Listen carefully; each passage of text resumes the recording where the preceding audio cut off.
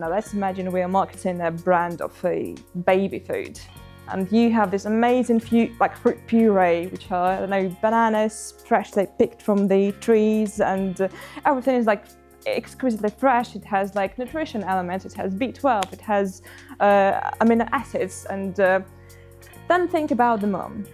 The mom at home, she's very busy. She's probably already got a job. She's got the child who's like, I don't know, 2 years old, 3 years old.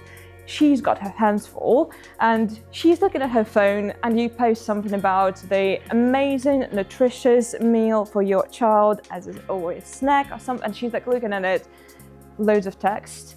Amazing, maybe it's a valuable product, maybe it's extremely helpful. She's not gonna really read it until the end. She's gonna scroll past it. She doesn't have time. And you're gonna think, but hang on a minute. I was thinking in my head about this audience persona. It's a mother, she's around, let's say, 35 years old, probably. She's got a job, she's busy, she wants her child to eat good. However, have you thought about her time? Have you thought about how she's feeling at that particular moment when she's reading your post? Probably not, because emotions are not being found in data. And whilst I say, yeah, data is important, it's also important to think what other people think while they read your content. So again, when it comes to like blog writing, social media content, posts, branding, everything, I think it's crucial to think, so where are these people?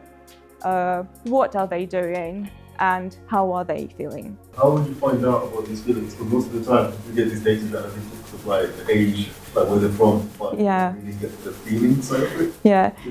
Yeah, so it's a very tricky thing, because even though I kind of say, oh, don't look at the data, do look at the data, because then by seeing how some of your posts perform, or some bits of content, and how far people actually get in reading them, you can sort of understand that, okay, that actually causes some reaction. And if people leave some heartfelt comments and they kind of want to discuss it, that means that it does sort of strike a nerve, and you would want to move along with that. So you can do the A/B testing, even when organic, just to see what works, what doesn't, and therefore like say, okay, that's got a better hook, that's got an emotion that we want to convey more, and that's going to drive people kind of further in the funnel. So, any other questions? Different, but you mentioned you went to university, but you don't use your university degree. Do you think would you go again if you were happy to go? So yeah, because I have a bachelor's degree at the moment in foreign languages and translation. But I would love to do something probably on branding or digital marketing and AI. However, I think that kind of at this stage in my career, even though I was thinking, oh, should I go and get an MA? Then I stopped and thought to myself, I want to figure out what I want to specialize in first, because the marketing field, as some of you have been saying, is so broad. There is so much to do here that you get overwhelmed, and then you don't want to make a choice, sort of, hot-headed and then regret it. So you kind of, as I go, I've started sort of figuring out the aspects of marketing that I've been enjoying very much. Because when I was younger, when I was like 18, I loved doing content, filming content. And now I'm at the point when I still enjoy doing it, but at some pace and at a lower scale. So I like strategizing more. I like thinking about campaigns, thinking about doing something bigger with bigger impact. And as you move on, sort of you learn more about the industry and see, you can kind of half predict where it might go, and you would think that, okay, I'm going to make an investment in myself and in my education when I see that that's going to be really beneficial for me in the future. So it's like a bit of a strategy and personal branding as well, I guess. Hi, yes, please. AI. So love it or hate it, we're all going to need to adapt it, right? Yeah. We use AI in social media workflows or anything to do with social. A lot of that. Like, I hugely adore AI, and there are a lot of there is a lot of controversy about it, and some people really don't like it. However, I find it very useful in, as we say, sort of test trialing some things.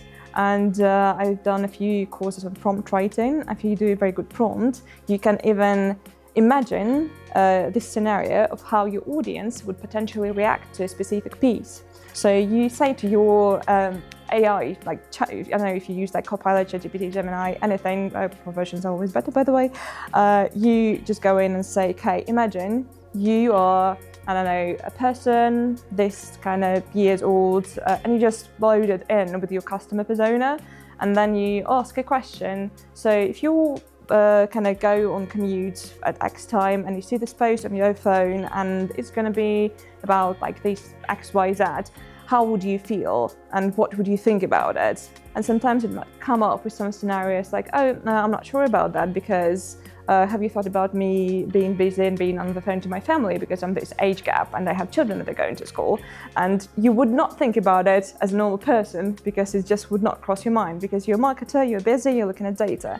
However, and again, it's not always like to be trusted all the time, but it can help you to sort of define what to try on next. That's like one of the avenues. And of course, again, like help in writing copy. For me as well, because I'm not a native English speaker, some things when it comes to writing in English I find quite challenging. And to be able to match the language of people I'm writing for, I sometimes go in and I'm saying, okay, so what's a catchphrase for this? How would you phrase it? What are the day-to-day slang phrases you would use for that so that people who would read the post, they would understand them and they wouldn't find it as heavy and textbook written as it could have been if I wrote just from me. As in, because yeah, I've studied at the university, so my English is very much like, okay, sentence should be structured, but AI helps me to find these sort of, I don't know, to make it, I don't know, more colourful in a way. So yeah, that's it. Hi, yeah.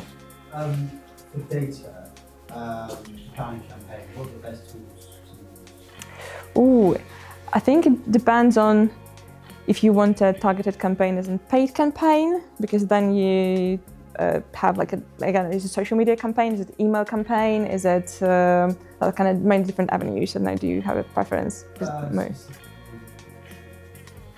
Twitter, YouTube, yeah.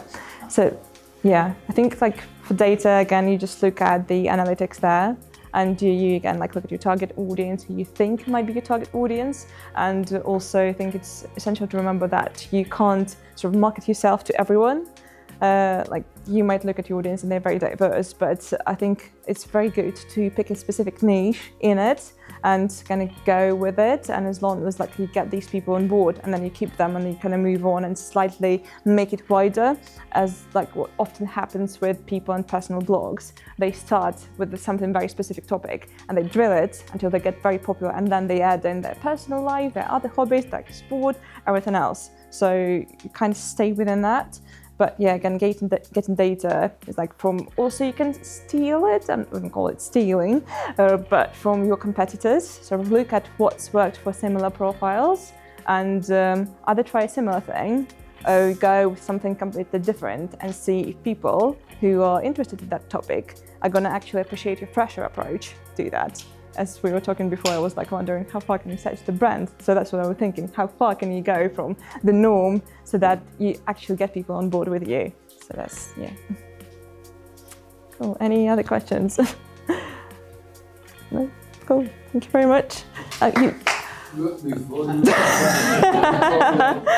go there, what's your experience? You work in marketing, you work for a charity. Yes, yeah. You worked in have you ever worked in a company that is not charity? So I worked in an agency, marketing agency, and I have done freelancing as well before that. So how does marketing, generally speaking, work differently between a charity and business? Ooh, that's yeah. I'm like, oh, that's a meaty topic because that's actually, it's been something that moving from an agency environment I've been enjoying hugely. Because I guess when you talk about businesses, again, it's very important to sell. And whilst, again, in a charity setting, you are kind of selling the idea and you're selling the concept so that people would buy into this concept by A, believing in it, and B, funding it. In the business sector, it's more about talking about the benefits of the product that's already there, whilst in the charity sector, that might be something that's not there yet, and you are selling the feeling of hope, which is slightly different. That's why you bring in more people's stories. That's why somebody's been saying before, it's important to hear from the founder of this charity. Why has it been created? What, why, how, what's your purpose, what's your mission, how are you going to get there? Because again, like with the business, you have a product, you can show it, you can say, that's it, you're going to get this, this and that. With the charities, mainly you're trying to strive towards something that's yet to be achieved, but you can't just physically say, here you go, look at it. So that's where the difference is. That's why like people are the key, kind of at the heart of the storytelling and marketing there. Thank you very much. That's it. Thank you.